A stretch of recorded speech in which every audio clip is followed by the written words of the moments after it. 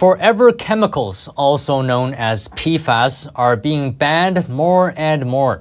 Just this month, Vermont, Washington, and Maine banned these chemicals in products like carpets, food packaging, and ski waxes.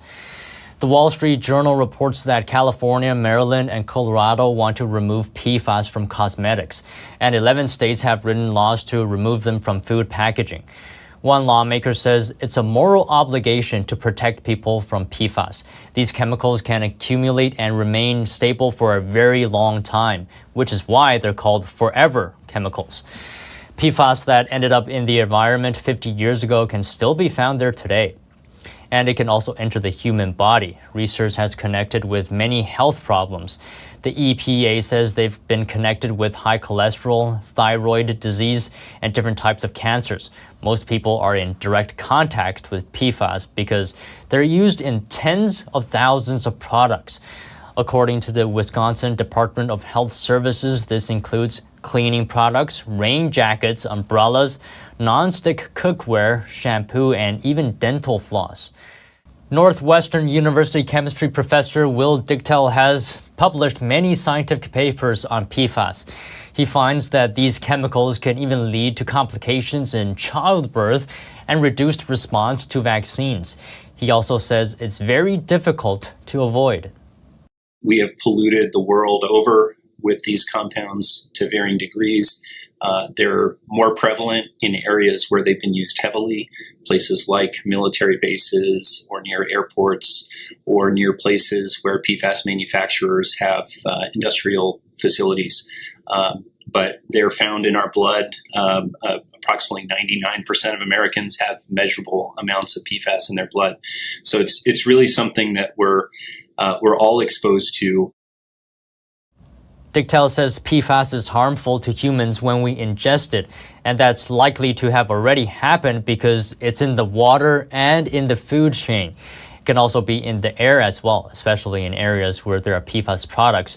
It could also be found in household dust. Companies have been using PFAS for decades because it's very resistant to elements. For example, it makes sense to put it in the tiles on your roof to make them more waterproof. And it makes sense to use it in fire extinguisher foam because it's resistant to heat. Chemistry professor Scott Hopkins says that even though research is connecting forever chemicals with health effects, he thinks it's still too early to come to conclusions.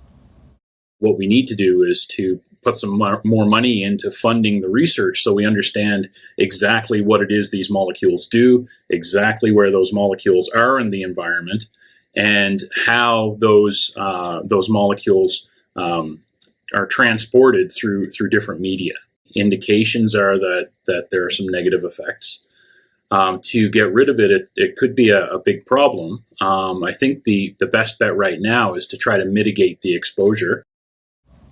But it's not so easy for companies to move away from PFAS. According to attorney John Gardella, he works with over a dozen clients that use forever chemicals in their products. Their industries include electronics, paper, recycling, and waste management. It may alter the efficiency or effectiveness of their product in some way. And also, many PFAS are not directly used in products. They're also just used in the industrial process itself. Chemicals get mixed and they're able to create certain products that way. PFAS may not actually go in the product, but altering the chemical makeup and that industrial process changes potentially the entire reactions that take place. Gardella believes there's a huge increase in awareness over PFAS issues. It's a large reason why states are banning them in certain products. He says dealing with these bans is very complex. There are many, many regulations developing in the United States at the federal level. And, as many people know, in various states, there are different PFAS laws that already exist and are coming into play every single week, if not every single day. So the complexity is that the state laws are different depending on which state you're in. So it's difficult for companies to keep track of these things and to also understand how they can come into compliance. Gardella also says many of these chemicals are from overseas, outside the United States, and many of those countries don't have strong PFAS disclosure requirements, if any. So companies don't know how many PFAS-infused products they're importing. American conglomerate 3M announced late December that it will stop making PFAS chemicals and that it will stop using these chemicals in all its products by the end of 2025. The company produces over 60,000 different products, everything from office supplies to dental equipment. The company says growing regulation caused it to make this decision.